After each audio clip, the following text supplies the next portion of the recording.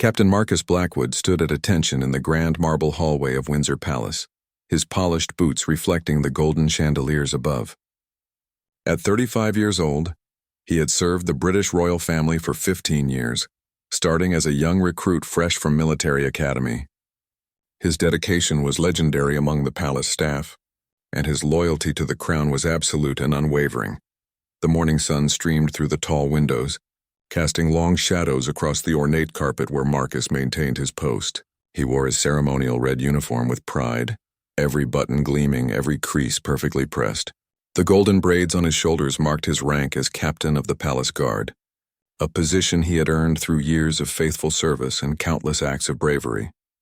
Marcus had grown up in a small village outside London, the son of a blacksmith who had instilled in him the values of honor, duty, and respect. His father had served in the military during his youth and often told Marcus stories about the importance of serving something greater than oneself. When Marcus was 18, he made the decision to join the Royal Guard, driven by a deep respect for tradition and the monarchy that had governed England for centuries. Over the years, Marcus had witnessed many changes within the palace walls. He had served during state dinners with world leaders, protected the royal family during public appearances, and stood guard during private family moments. He had seen 3 different monarchs during his service, each bringing their own personality and style to the ancient institution. Through it all, Marcus had remained steadfast in his duties, never questioning orders, never wavering in his commitment. The other guards respected Marcus deeply. He was known for his fairness, his willingness to help younger guards learn their duties, and his unwavering moral compass. Many of the newer recruits looked up to him as a father figure, seeking his advice on both professional and personal matters. Marcus took this responsibility seriously, always reminding them that their service was about protecting not just the royal family, but the very idea of what the monarchy represented to the British people. On this particular morning, however, something felt different in the palace. There had been whispers among the staff for weeks about upcoming changes in protocol. The Queen Consort, who had married into the royal family 2 years earlier, had been gradually implementing new rules and procedures. Some of these changes had caused tension among the long-serving staff members who were accustomed to the traditional ways of doing things. Marcus had noticed the subtle shifts in atmosphere during daily briefings. The Queen Consort had a very different approach to royal protocol compared to previous members of the family. She was more formal, more demanding of ceremonial gestures, and seemed particularly focused on ensuring that everyone acknowledged her authority in very specific ways. While Marcus understood that change was natural when new people joined the royal family, something about these particular changes troubled him deeply. The Queen Consort had come from a wealthy family with their own traditions and expectations. She was educated, intelligent, and clearly understood the weight of her position. However, her background was quite different from the more traditional royal upbringing that had shaped previous generations. She had strong opinions about how things should be done, and was not hesitant to express them to the palace staff. As Marcus stood at his post, he reflected on a conversation he had overheard the previous week between 2 senior palace administrators. They had been discussing new ceremonial requirements that the Queen Consort wanted to implement. The details were still being worked out, but it was clear that significant changes were coming to the daily routines that had been in place for decades. Marcus valued tradition deeply. He believed that the strength of the monarchy lay in its consistency, its connection to history, and its respect for the customs that had been passed down through generations. While he understood that some modernization was necessary to keep the institution relevant, he also believed that certain core principles should never be compromised. The sound of approaching footsteps broke Marcus from his thoughts.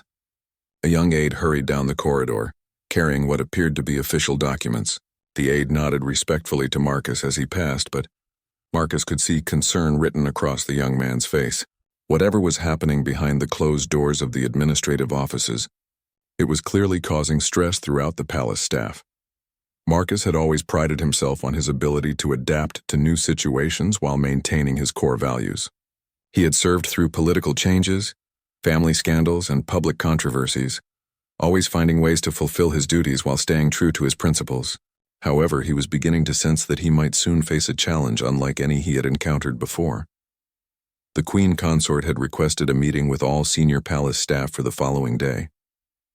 The purpose of the meeting had not been clearly communicated, but rumors suggested that major announcements would be made regarding new protocols and procedures. Marcus had been specifically requested to attend, which was unusual since security briefings typically took place separately from administrative meetings. As the morning progressed, Marcus observed the usual flow of palace life around him. Maids moved quietly through the halls, maintaining the pristine condition of every surface. Administrators hurried between offices carrying papers and whispering urgently to one another. Kitchen staff prepared for the day's meals, following recipes and schedules that had been refined over many years. Yet beneath this familiar routine, Marcus could sense an undercurrent of uncertainty.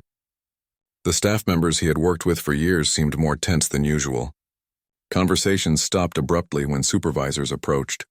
There was a feeling in the air that everyone was waiting for something significant to happen, though no one seemed entirely sure what it would be. Marcus understood that his position as captain of the palace guard made him a key figure in maintaining stability during times of change. The other guards looked to him for guidance and reassurance. The royal family depended on him to ensure their safety and security. The palace administrators relied on his cooperation to implement new policies smoothly. As the day drew to a close, Marcus prepared to end his shift, knowing that tomorrow would bring the meeting that might change everything. He had no way of knowing that within 24 hours, he would face a decision that would test every principle he held dear and force him to choose between his loyalty to tradition and his duty to follow orders. The next morning arrived with an unusual chill in the palace corridors. Marcus had barely slept, his mind racing with possibilities about what the Queen Consort might announce during the staff meeting. He dressed carefully in his formal uniform, ensuring every detail was perfect as he had done countless times before. Today, however, each button and badge seemed to carry extra weight, as if they were symbols of something that might soon be tested. The staff meeting was scheduled for 10 o'clock in the Grand Conference Room, a space typically reserved for important state business. As Marcus walked through the palace halls toward the meeting, he noticed that many of his fellow staff members wore expressions of curiosity mixed with concern. Senior housekeepers, administrative assistants, kitchen supervisors, and security personnel all moved toward the same destination, creating an unusual gathering of people who normally worked in separate areas of the palace. Marcus entered the conference room and took his designated seat near the front, befitting his rank as captain of the palace guard. The room was magnificent, with portraits of former monarchs lining the walls and an enormous crystal chandelier hanging from the ornately decorated ceiling. A long mahogany table dominated the center of the space, surrounded by chairs that had hosted countless important discussions throughout British history. As the staff members settled into their seats, conversations were kept to quiet whispers. Everyone seemed to understand that this meeting represented something significant, though the exact nature of the announcement remained a mystery. Marcus recognized faces he had worked alongside for years, people who had become like family during his long service at the palace.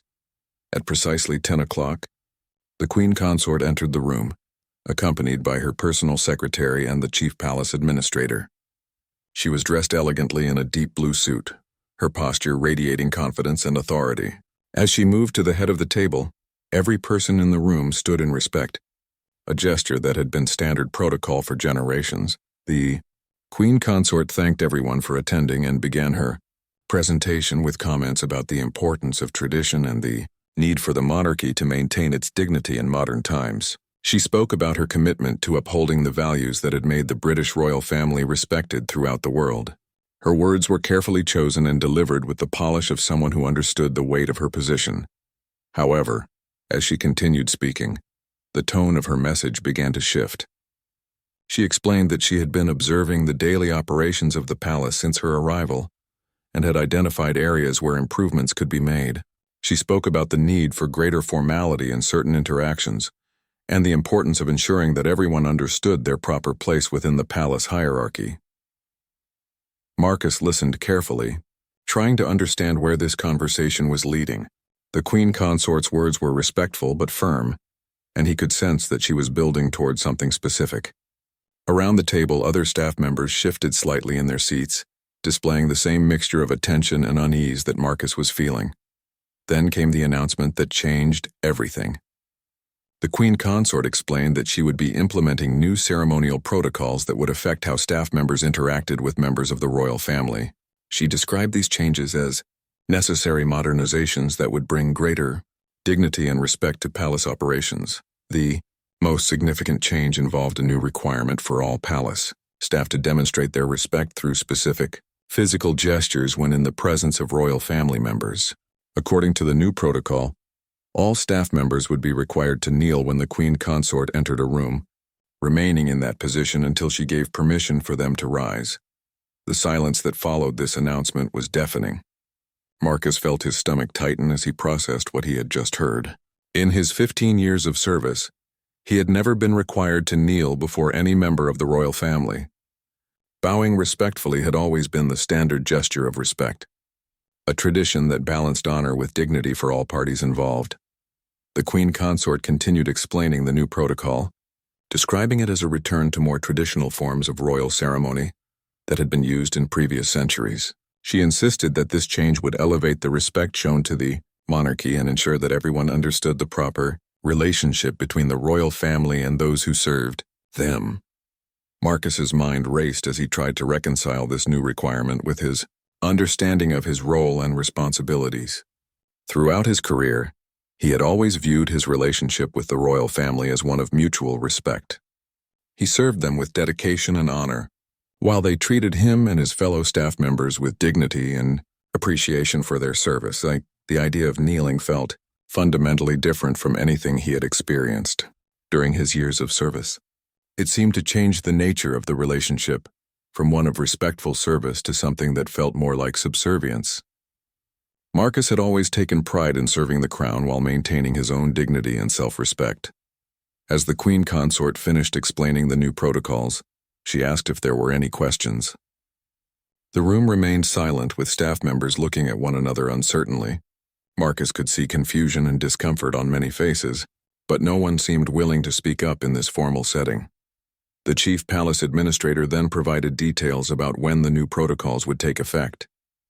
Starting the following Monday, all staff members would be expected to follow the new ceremonial requirements without exception. Training sessions would be conducted over the next few days to ensure that everyone understood exactly what was expected of them. Marcus felt a growing sense of conflict as he listened to these details.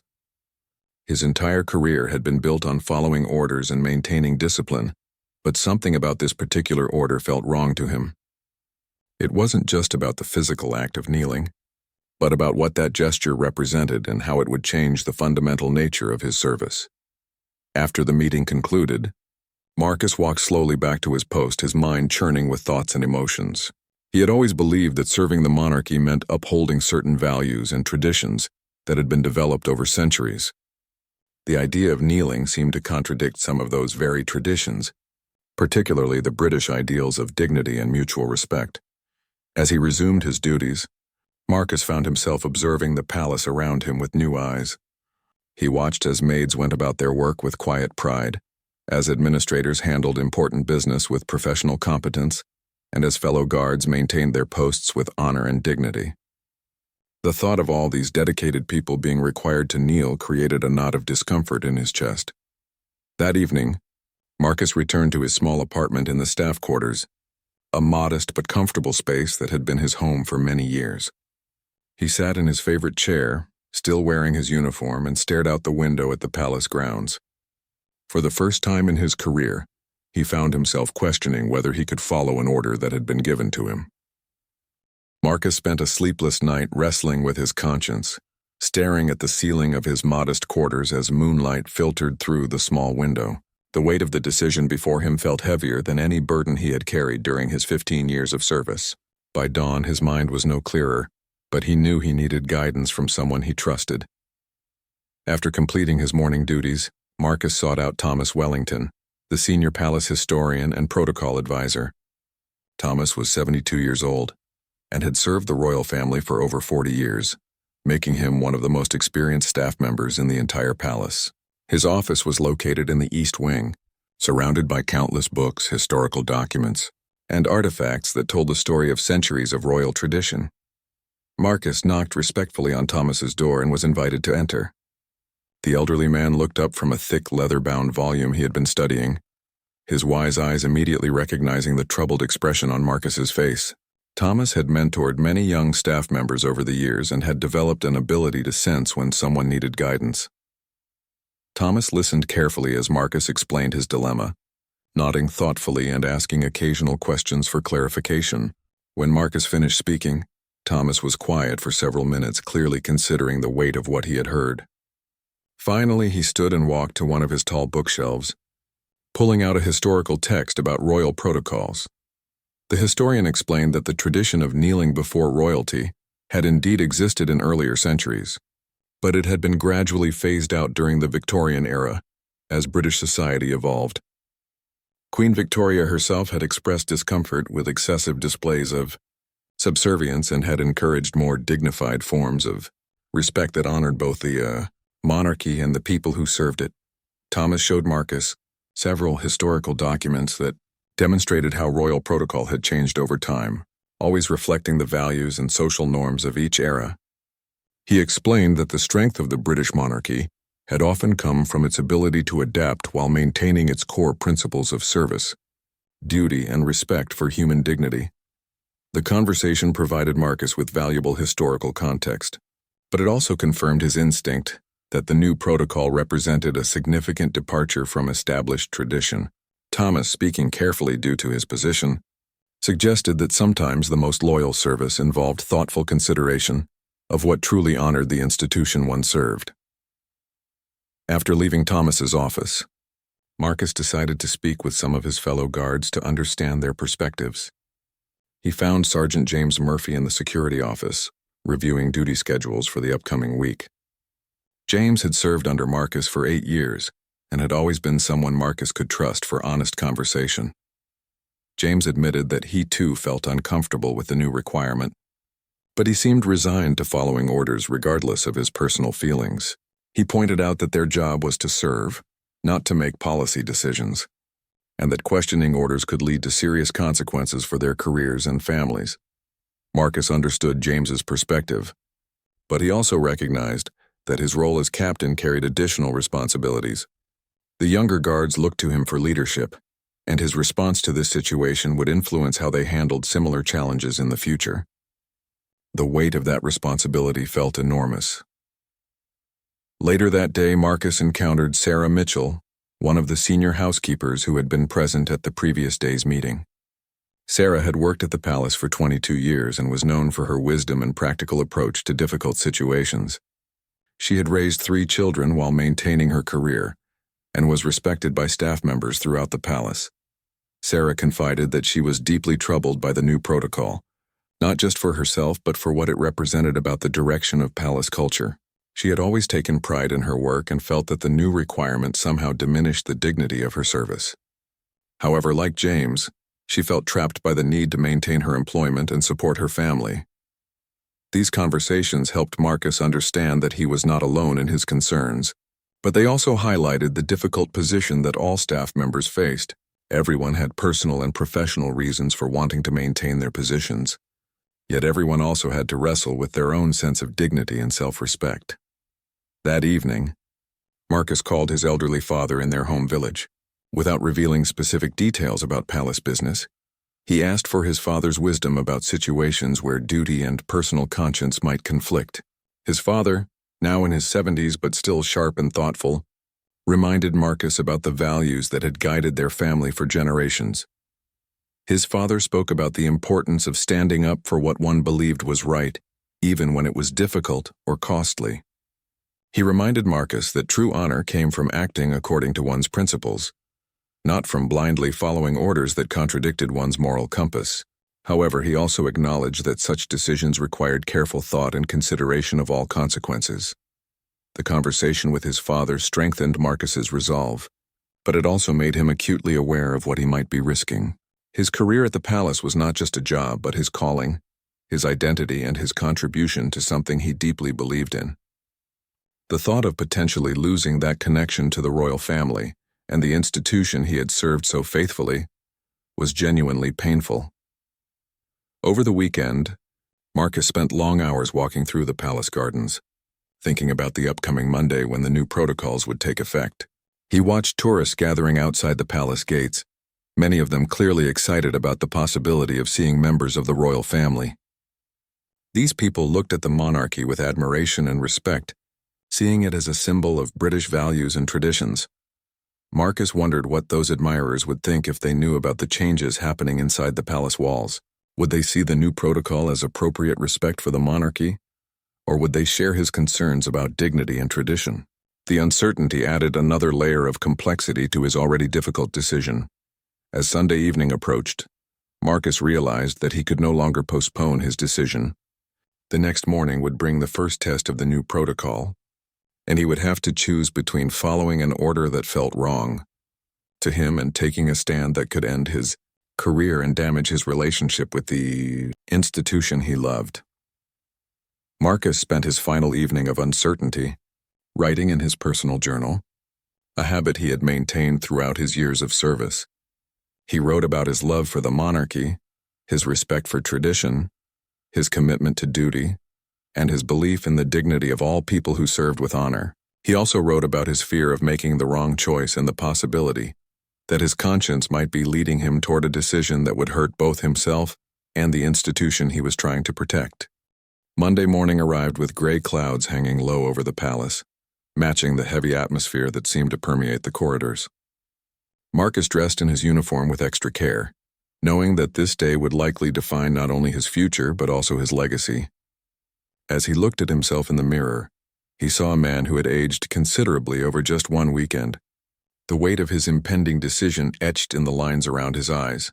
The first test of the new protocol was scheduled for 10:30, when the Queen Consort would make her daily inspection tour of the palace's main reception areas. This was a routine she had established since her arrival, and it typically involved brief interactions with various staff members, as she reviewed preparations for upcoming events and maintained her awareness of palace operations. Marcus took his position in the Grand Hall 30 minutes early, wanting time to prepare himself mentally for what was to come. Other staff members gradually assembled in their designated locations, and Marcus could sense the collective nervousness that filled the ornate space. Housekeepers adjusted their uniforms nervously, administrative assistants checked and rechecked their papers, and security personnel stood even more rigidly than usual. At exactly 10:30, the sound of approaching footsteps echoed through the marble corridors. The Queen Consort appeared at the entrance to the Grand Hall, walking with measured steps and radiating the confidence that had become her trademark. She was accompanied by her personal secretary and 2 junior administrators who carried clipboards and seemed ready to take notes on whatever observations she might make. As the Queen Consort entered the hall, the moment of truth arrived. Throughout the room, staff members began dropping to one knee in accordance with the new protocol. Marcus watched as people he had worked alongside for years lowered themselves in a gesture that felt foreign and uncomfortable to everyone involved. The silence was broken only by the soft sounds of fabric rustling and people adjusting their positions on the hard marble floor. Marcus remained standing. The Queen Consort's eyes swept across the room, taking note of the staff members who had complied with her new requirement. When her gaze reached Marcus, it stopped. For a moment that felt like an eternity, they looked directly at each other. Marcus could see surprise in her expression, followed quickly by something that looked like anger or perhaps disappointment. The tension in the room became almost unbearable as everyone realized what was happening. Staff members who were kneeling began to glance nervously between Marcus and the Queen Consort, understanding that they were witnessing a direct challenge to royal authority that could have serious consequences for everyone involved. Marcus stood perfectly straight, his hands at his sides, maintaining the respectful posture he had used throughout his career. When in the presence of royalty, his expression was calm and dignified, showing neither defiance nor disrespect, but rather a quiet determination to act according to his conscience. The Queen Consort's secretary stepped forward slightly, as if preparing to address the situation, but she raised her hand to stop him. Instead, she continued to look at Marcus for several more seconds, clearly trying to understand the meaning of his refusal to comply with her directive. Finally, the Queen Consort spoke, her voice carrying clearly through the silent hall. She asked Marcus if he had forgotten the new protocol that had been explained to all staff members. Her tone was controlled but carried an unmistakable edge that suggested she was not accustomed to having her authority questioned. Marcus replied respectfully that he had not forgotten the new protocol, but that he could not in good conscience comply with it. He explained that his 15 years of faithful service had been built on a foundation of mutual respect and dignity, and that kneeling felt like a betrayal of the values that had made his service meaningful. The Queen Consort's expression hardened as she listened to Marcus's explanation. She pointed out that he had sworn an oath to follow the orders of the royal family, and that his refusal to do so represented a serious breach of his duties. She reminded him that countless people throughout history had shown respect to royalty through exactly the gesture he was refusing to perform. Marcus acknowledged the historical precedent but respectfully disagreed that it applied to the current situation. He explained that British society had evolved over the centuries, and that the monarchy had grown stronger by adapting to reflect the values of dignity and respect that characterized modern Britain. He suggested that requiring staff members to kneel actually diminished rather than enhanced the respect shown to the royal family. The conversation was taking place in front of 24 staff members who remained frozen in their kneeling positions, creating a surreal and uncomfortable scene. Some of them looked up occasionally to follow the exchange, while others kept their eyes fixed on the floor, clearly wishing they were anywhere else. The Queen Consort's secretary whispered something in her ear, probably suggesting that this confrontation should be moved to a private setting. However, she seemed determined to resolve the situation immediately and publicly, perhaps wanting to make an example that would prevent future challenges to her authority. She informed Marcus that his refusal to follow orders left her no choice but to recommend his immediate dismissal from palace service. She explained that the royal family could not tolerate staff members who picked and chose which directives they would follow, regardless of their personal feelings about those directives. Marcus felt a sharp pain in his chest as he heard these words, but he maintained his composure. He told the Queen Consort that he understood the consequences of his decision, but that he could not compromise his principles even to save his career. He explained that his loyalty to the monarchy was so deep that he could not participate in what he believed was harmful to the institution's reputation and values. The Queen Consort seemed taken aback by Marcus's response, perhaps not expecting him to maintain his position even when faced with dismissal. She asked him directly whether he was willing to reconsider his stance and comply with the protocol, if given another opportunity. Marcus paused for a moment, feeling the weight of 15 years of service and the relationships he had built throughout the palace. He looked around the room at the faces of colleagues who had become like family to him, knowing that his decision would affect not only his own future, but also their perception of what it meant to serve with honor. With quiet dignity, Marcus replied that while he had tremendous respect for the Queen Consort and her position, he could not change his mind about this particular issue. He explained that his conscience would not allow him to kneel, not out of disrespect for her personally, but out of respect for the principles that he believed should guide their service to the monarchy. The Queen Consort's face showed a mixture of anger and what might have been grudging respect for Marcus's conviction, even though she clearly disagreed with his position. She informed him that he would be escorted from the palace immediately, and that his dismissal would be processed through the appropriate administrative channels. As security personnel approached to escort him away, Marcus turned to address his fellow staff members one final time. He apologized for putting them in an uncomfortable position, and reminded them that each person had to make their own decisions about how to serve with honor and integrity. The news of Marcus's dismissal spread through the palace like wildfire within hours of the confrontation.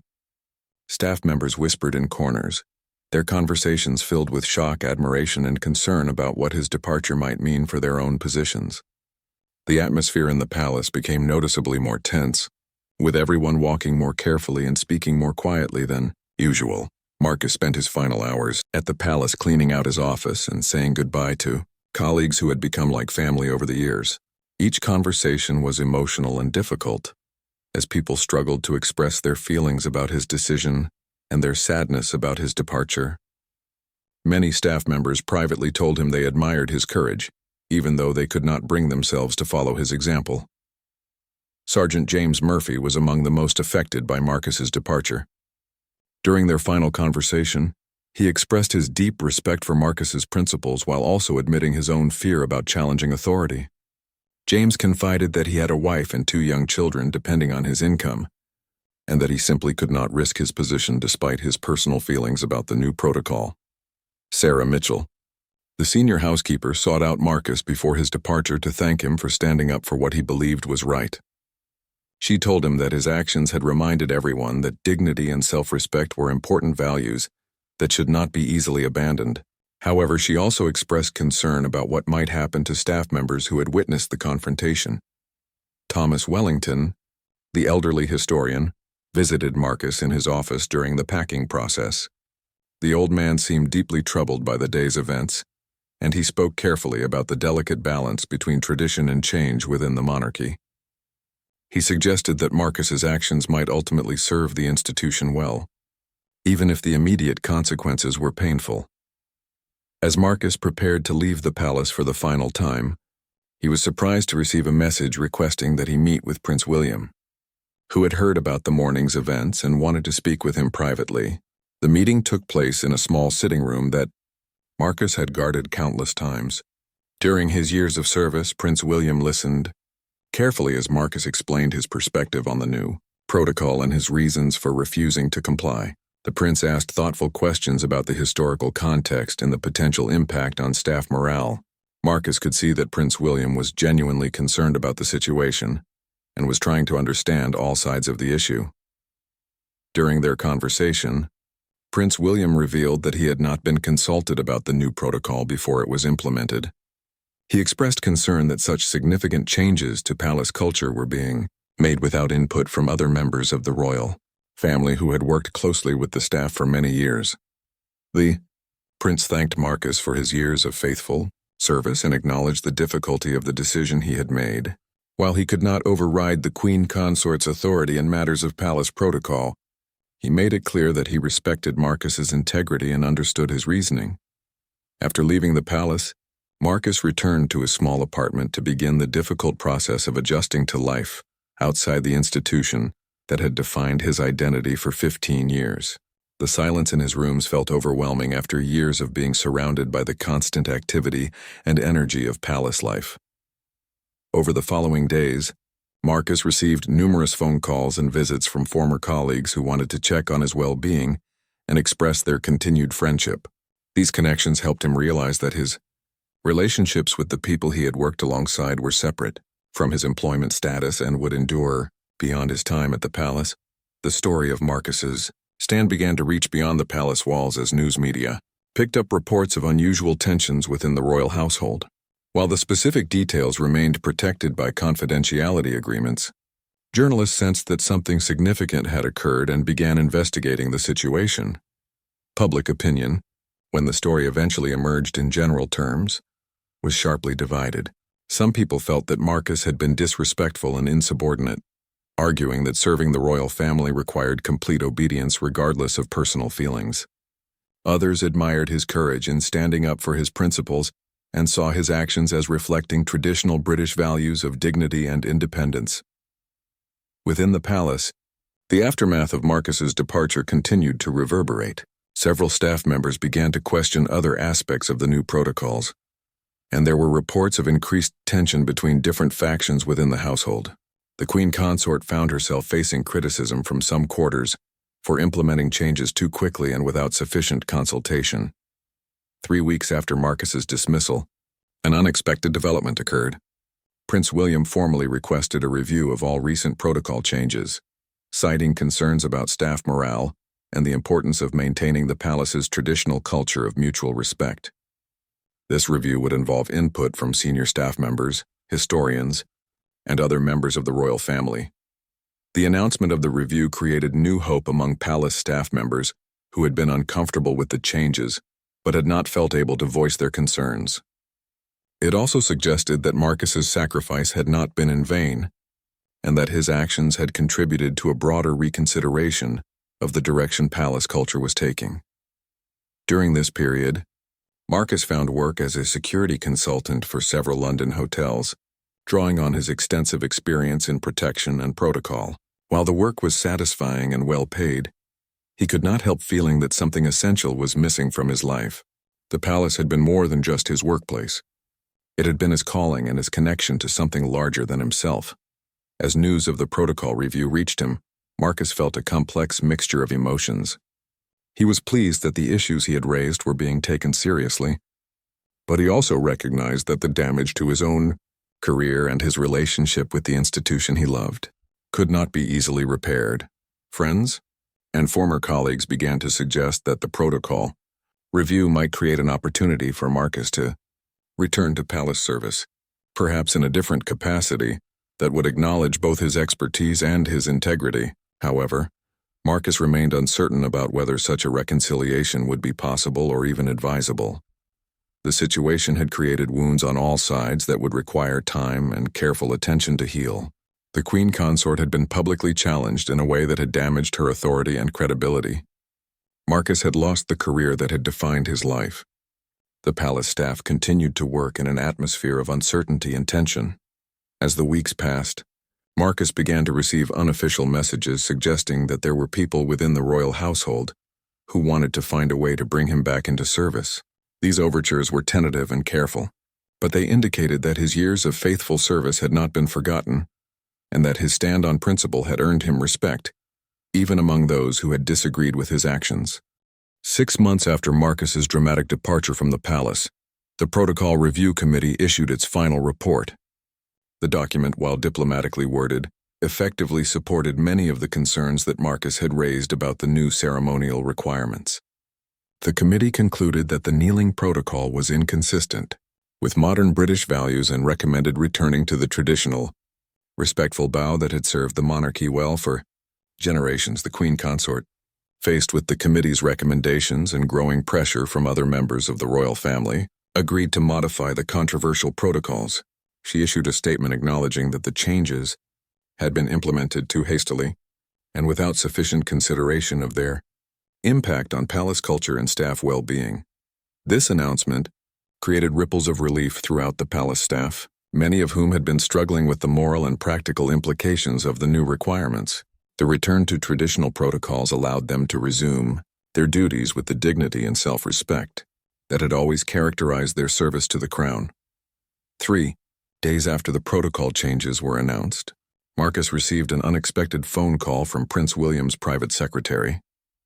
The prince was requesting a private meeting to discuss the possibility of Marcus returning to palace service in a new capacity that would utilize his experience while acknowledging the principles he had defended. Marcus agreed to the meeting, though he approached it with mixed feelings. While he desperately missed his connection to the royal family and the work that had given his life meaning, he was also aware that too much had happened for a simple return to his former position. Any reconciliation would need to address the fundamental issues that had led to his departure. The meeting took place in Prince William's private study, a comfortable room filled with books, family photographs, and personal mementos that reflected his genuine warmth and humanity. The prince greeted Marcus with obvious sincerity, expressing his personal regret about the events that had led to his departure and his appreciation for the integrity Marcus had shown throughout the difficult situation. Prince William explained that the palace had learned important lessons from the recent crisis about the need for better communication and consultation before implementing significant changes. He proposed creating a new position for Marcus as Director of Staff Relations and Protocol Consultation, a role that would involve advising on policy changes and ensuring that the voices of long-serving staff members were heard in important decisions. The proposed position would represent a significant promotion from Marcus's previous role, with increased responsibility and influence over palace operations. More importantly, it would formally recognize the value of his perspective and give him a platform to help prevent similar conflicts in the future. Marcus was moved by the prince's offer and the recognition it represented, but he also felt the need to address the underlying issues that had caused the original conflict. He spoke honestly about his concerns that returning too quickly might send the wrong message about accountability and the importance of standing up for one's principles. Prince William assured Marcus that his return would be presented as a recognition of his valuable contributions, rather than a reversal of the Queen Consort's decision. The prince emphasized that the palace needed people with Marcus's integrity, and experience to help navigate the challenges of modernizing the monarchy while preserving its essential values. After several hours of discussion, Marcus agreed to consider the offer seriously, but requested time to think about the implications and discuss the situation with people he trusted. Prince William granted this request and suggested that they meet again in 1 week to finalize any arrangements. During the following week, Marcus consulted with his father, former colleagues, and the historian Thomas Wellington about the wisdom of returning to palace service. The consensus was that his principles had been vindicated by the protocol review, and that his return in an enhanced role would demonstrate that standing up for what was right could ultimately be rewarded rather than punished. Marcus also had a crucial conversation with the Queen Consort herself, arranged through diplomatic channels to ensure that any return to service would not create ongoing tension or conflict. During this meeting, she acknowledged that the protocol changes had been handled poorly and expressed respect for the conviction he had shown. Even though she had disagreed with his methods, the Queen Consort indicated that she had learned from the experience and would welcome Marcus's input on future policy considerations. While their relationship would never be the same as it might have been without the confrontation, both parties seemed committed to finding a way to work together constructively. Marcus ultimately decided to accept Prince William's offer, but with specific conditions designed to ensure that his new role would have real authority and independence. He requested the right to consult directly with staff members about proposed changes and to provide confidential advice to the royal family about potential concerns before policies were implemented. His return to the palace was announced quietly, without fanfare, but with clear indications that his new position represented an important evolution in how the royal household would approach staff relations and policy development. The announcement was well received by palace staff members, many of whom saw it as validation of their own concerns and evidence that their voices would be heard in future decisions. In his new role, Marcus worked to rebuild trust and communication within the palace community. He established regular meetings with staff representatives from different departments, created channels for anonymous feedback about proposed changes, and developed training programs to help newer staff members understand both the traditions and the values that guided their service. The protocol crisis had taught everyone involved important lessons about the balance between authority and consultation, tradition and change, loyalty and conscience. Marcus's willingness to sacrifice his career for his principles had ultimately strengthened the institution he loved by forcing a necessary conversation about what kind of workplace the modern monarchy should be. 6 months after his return, Marcus reflected on the journey that had taken him from dismissal back to service in an even more important role. The experience had been painful and costly, but it had also demonstrated that standing up for one's principles, even in the face of significant consequences, could ultimately serve the greater good. The palace was now a place where staff members felt more comfortable expressing concerns about proposed changes, where policies were developed with greater consultation and consideration, and where the values of dignity and respect were explicitly protected. Marcus's stand had not only vindicated his own principles, but had also helped create a better working environment for everyone who served the crown. Looking back, Marcus realized that his greatest act of loyalty to the monarchy had been his willingness to challenge it when he believed it was departing from its own highest values. True service sometimes required the courage to say no, and real leadership meant being willing to listen when people found the strength to speak up for what they believed was right.